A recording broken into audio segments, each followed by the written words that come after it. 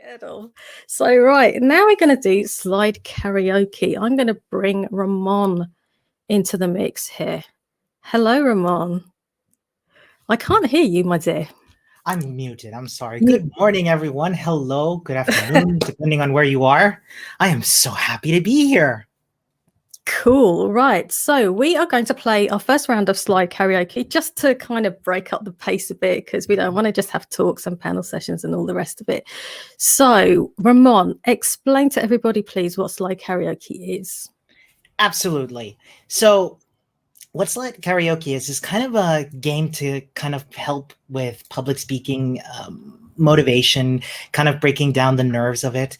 I was introduced to this game through the Mozilla Dev Speakers program. Joanna showed it to us, and I thought it was an incredible concept. And so what we did was, when we had Global Diversity CFP Day the last 2 years in Vienna, here where I live, I thought we got to bring this in. So here's how it works. I will be playing first. Is that right? You are going to be speaking, and I've got the slides for you. Gotcha. Right. So the way it works is Suze is going to put up a slide for me, and I've never seen this slide before. And as soon as she shows me that slide, I'm going to start making up a talk on the spot. Now, it doesn't necessarily have to be about tech. It doesn't necessarily have to be a particular topic. It just needs to have some coherence. And I am going to fail. I am going to fumble. I'm going to laugh because I've never seen these slides before. But that's kind of the magic of it. It's just kind of to eliminate some of that fear of fumbling, right? Now, after 30 seconds, Suze, either I will ask Suze, please show me the next slide, or Suze will put up the next slide and I will go on to the next one. And the talk continues with a slide I've never seen before. And it just goes on for 3 slides, a total of 1.5 minutes. And that's how the game works. And what's really great about this game is that, especially at a workshop itself, it kind of puts everybody on a level playing field. So the mentors and the attendees of the workshop can join in and play, and you'll kind of realize pretty quickly that it's tough, it's fun, it's silly, and you can do it at home too. By the way, do it as kind of a parlor game. It's a lot of fun. I can highly recommend it. I hope I explained it well enough. You did explain it well enough. So just in case anybody wanted it in a nutshell, I've basically picked out three things from the internet for Ramon to speak about. And each one of those 3 things he's got to speak about for 30 seconds. Now, what we're going to do is when I put up each slide, I am going to say what's on the slide to give folks an audio cue should they need that audio cue in case they cannot see what's on the slide. So just listen out. Hopefully that will be good. I will be as quick as possible, but as descriptive as possible because Ramon's only got 30 seconds. So Ramon, are you ready to take the slide karaoke oath? No, but I mean, what choice do I have? Well, exactly. So unfortunately, you're stuck here on StreamYard with me, and you can't leave unless I kick you out. And I'm not going to do that. So I, Ramón Huidobro. Repeat after me. I, Ramón Huidobro. Oh, pardon me. I, Ramón Huidobro. Do solemnly declare. Do solemnly declare. That I have never in my short and successful life. That I have never in my short and successful life seen these slides before. Seen these slides before. So help me JavaScript. So help me JavaScript. We have fun. Okay. I'm now going to share the slides. And don't forget to wait for me to tell folks what's on the slides before you start speaking. Okay? Ready? Gotcha. I'm ready. Right. So we have a BBC microcomputer. Welcome, everyone. This is my talk on computers old and new. Now, here we're going to start with the BBC microcomputer. Now, there's a lot to take away from these old computers. Did you know, for example, that coders back in the day who would make games for old computers like the ZX Spectrum and those kinds of computers, they were not called indie developers as they're called today for old computer games. They were called bedroom coders. When I learned this fact, I was fascinated with the indie scene of British computer games. Those games were made on cassettes and sold in your average corner shop for a couple of pounds. I could be wrong on that fact. And what's amazing is that this kind of revolutionized the market of games and really took it. Oh. So we now have a Boeing 747 with 2 women in 60s clothing standing in front of it. And this was the opportunity for the games market in the UK to really take to the skies, so to speak. and they've been doing this for a while. And once these cassettes started getting shared all over the place, the industry for travel and communication really started taking off. And you could really tell that there was an explosion in communication. And folks could really, learn from each other, no matter where you come from, no matter how you dress, and no matter how you travel. You could really learn new things. And now we have a pair of scissors with 4 finger holes instead of 2. And this really brought everybody to the same table. No matter if you're left or right-handed, no matter what kind of scissors you use, you can use this opportunity to learn from one another and really take away different things and really innovate when it comes to catering to different users' needs and perspectives. So I think with that, I will call it. Yes. Wow. I don't know how you did that. I'm actually quite scared about doing it this afternoon now, because there is no way I am going to be able to do that. As well as you just did. The bit when you were like, it just took off. I'm like, how did you do that? Wow, well done. I tell you, JavaScript was with you there. It will be wonderful, Suze. I am highly looking forward to playing this with you later. I'm highly looking forward to it too, and I'm sure you're not going to be evil to me. I'm sure you've chosen some really easy ones. I was very kind, I promise.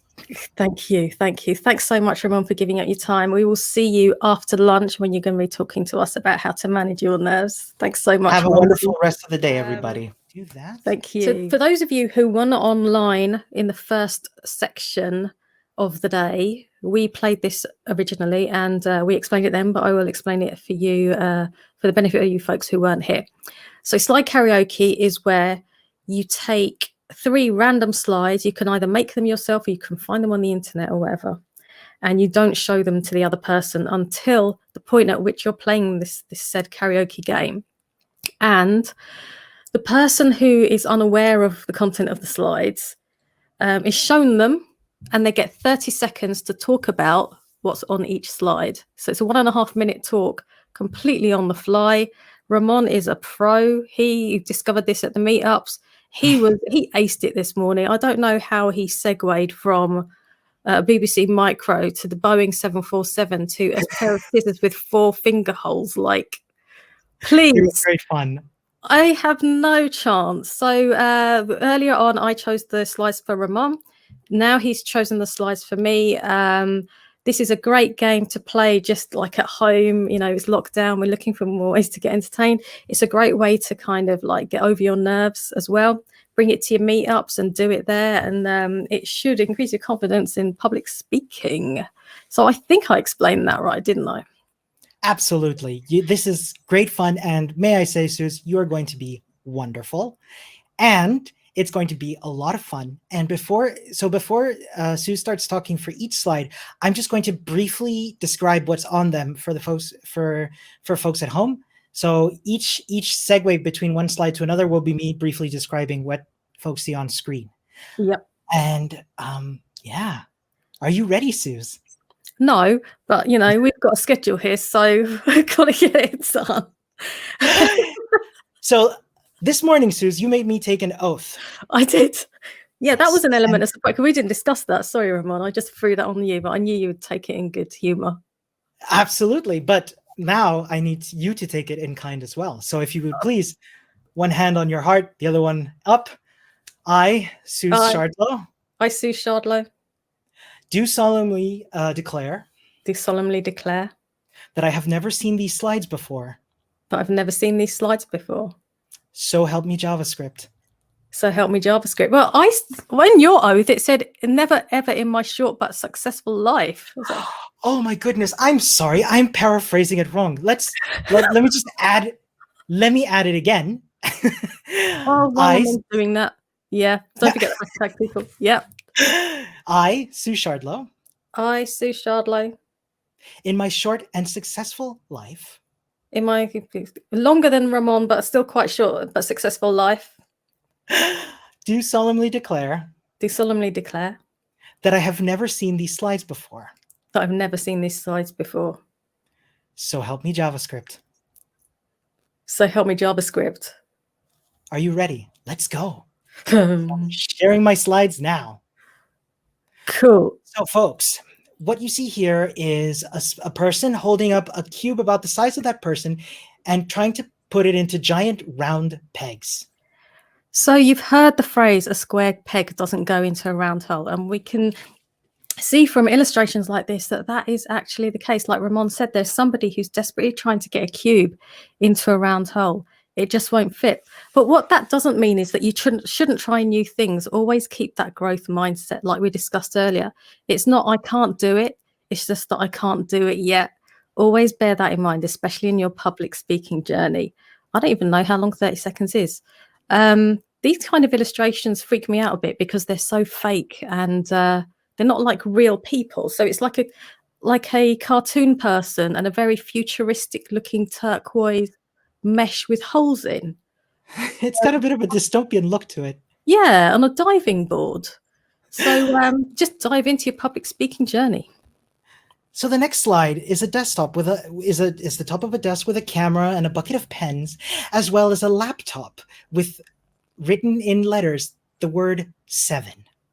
Thank you, Ramon. So the 7 golden rules of public speaking are: don't worry about what you want to talk about. Pick a topic that you really love, that you know something about, and go for it. Don't worry about feeling like you're boasting in your bio. Whatever you've done, you've done. Nobody can take that away from you. That's number 2.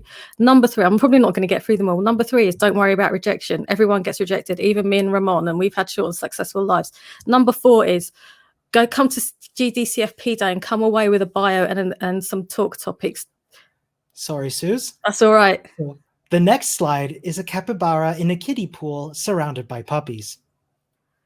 Puppies are great. Baby animals are great. And I think a baby animal will say to you, number 5 is everybody gets nervous. Puppies get nervous because they're just learning. I don't even know what that animal in the bucket of water is, but you can bet they don't feel very comfortable, and public speaking is uncomfortable. Rule number 6 is know your audience. Rule number 7 is make sure your message resonates with them, but also the event that you want to speak at to maximize your chances of success. I bow to the master. I bow to the expert. That was wonderful. Oh, I don't know. Why did I go for trying to name out 7 things when I only had 30 seconds? Clearly, my maths have failed me completely there. You were great. That was so much fun. And how did you feel? It was all right, actually. Yeah, it wasn't too bad. Once I was there, it was fine. Yeah, I highly recommend it. I feel all right now. Yeah, there was no need to worry. It's always the way, isn't it? Absolutely. Thanks so much, Ramon. It's been a pleasure working with you. Please do check out the chat because you've got so much praise in there. You need to go and receive that praise deservedly. And I'll speak to you soon. Goodbye. See you later.